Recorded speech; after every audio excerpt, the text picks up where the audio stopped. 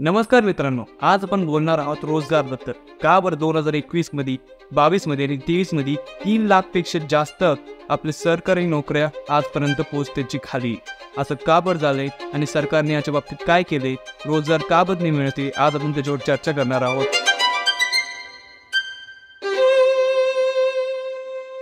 आम्ही गेलो एका गावात ज्याच्यामध्ये लोक जास्त शिक्षित नाहीये, पण एक मुलगा होता जो खूप शिकला। आज त्याचं वय 22 वर्ष, त्यांचं आडनाव आहे मोरिया। त्यांचं इंटरव्ह्यू आपण बघू की त्यांनी काय स्वप्न बघितले आणि आज ते काय आहे।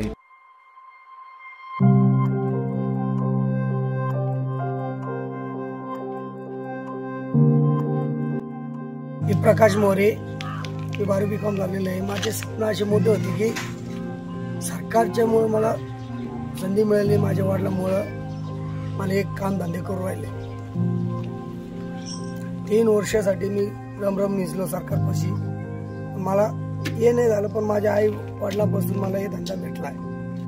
मी आता अतिशय खुश आहे की मला नोकरी नाही भेटल्यामुळे पण मी धंदा करू राहिलो।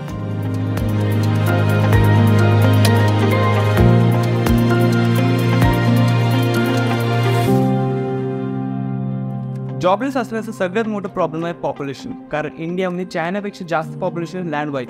तुम्ही गुजरातमधले व्हायरल व्हिडिओ बघू शकता, त्याच्यामध्ये फक्त 15 प्रायव्हेट जॉबसाठी एवढी जास्त भीड लागली आहे। पेन्सेस तोडून लोक चालले।